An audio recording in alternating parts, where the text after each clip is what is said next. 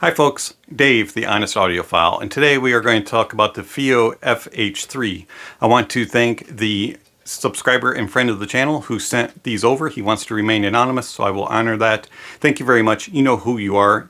You rock. All right, so the Fiio FH3 comes in at 24 ohms of impedance, 114 decibels of sensitivity, frequency response of 10 hertz to 40 kilohertz. It has a unique driver system, and it is a beryllium dynamic with 2 BAs, and I find that it's well built. I do not have any real complaints regarding the build of it. I think it's got this really cool wave going on.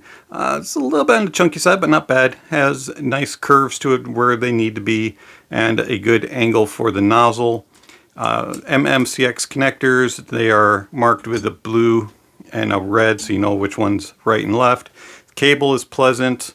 No complaints here whatsoever. 90 degree with 3.5. I did not get the original box, so I don't know all of the accessories that were included. All that I received was the hard shell case and some silicone tips and foam tips. But I know that there's more, so I looked up online. It's very similar. If you're familiar with like a FH1S or an FD1, looks like it's a very similar unboxing experience. You might get a few more tips. Speaking of tips, the silicone tips didn't really fit me. They were either too large or too small. I just couldn't get a good seal, and the IEM would rock around in my ear and just wouldn't sit properly. The foams that were included I did not use just because they're not mine, and I don't want to use somebody else's foams, and anyways.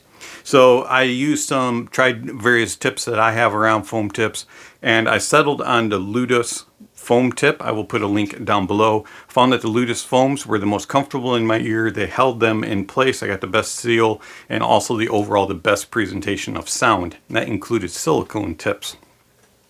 I found that with silicone tips, there was a little bit of a sheen, just this weird off-putting sound signature with timbre, and so I found that the foams helped to quell that just a little bit and control it, and it sounded the best with the Ludus foams. It's not a problem with the silicones, and you may not have that issue if you get the proper seal with the stock tips. I just wanted to point out what my experience was. All right, how do they sound? The FH3 has a very pleasing and pleasant sound signature across the board. It's a very enjoyable sound. I have no complaints about the sound signature that it presents. The bass is nice and extended, has a sub bass presence that is accentuated. The sub bass is boosted, but it's done in a very well controlled manner, and it has a good details and depth, and you just get the body to it, and you can get a nice thump to it, and that's a fun and engaging bass. Mid bass and upper bass are well controlled, nothing bleeds in, and it's just very well implemented and sounds fantastic. I love the tone of the bass.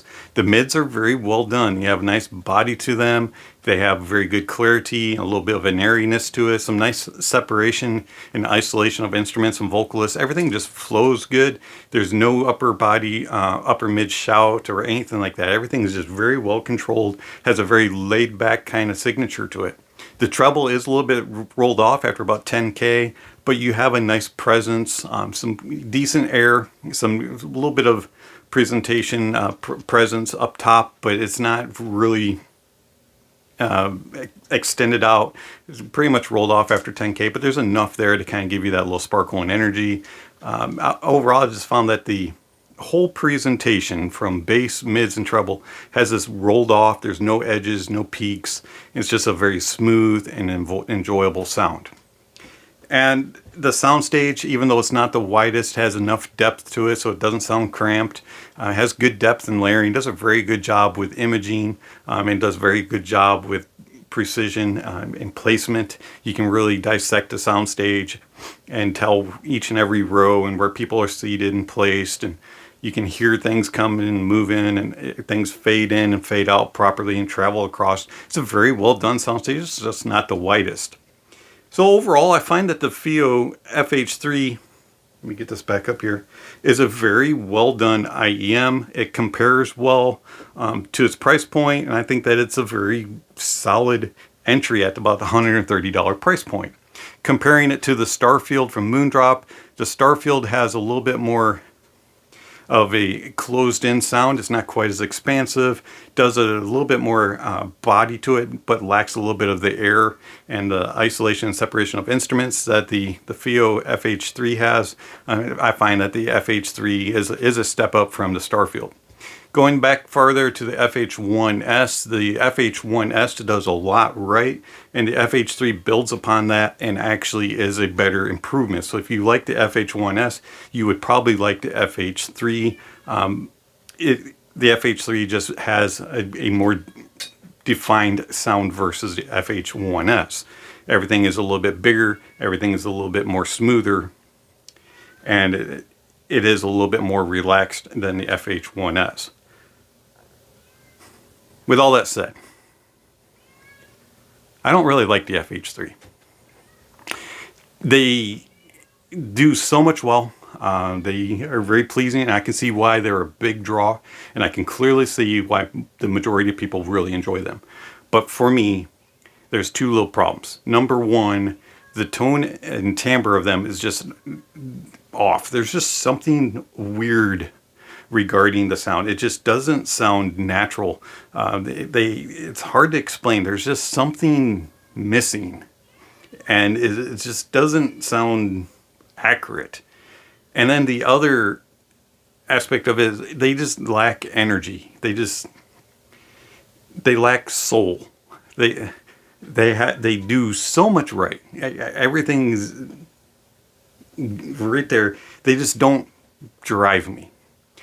If I have a bunch of IEMs laying on the desk and I want to do a listen, I'm not reaching for these. There's just something that is like, it's kind of like that job around the house that you know you have to do, but you have other things on your to-do list to do, and you do all the others, and you come up with every single excuse not to do that one job. That's the way these are.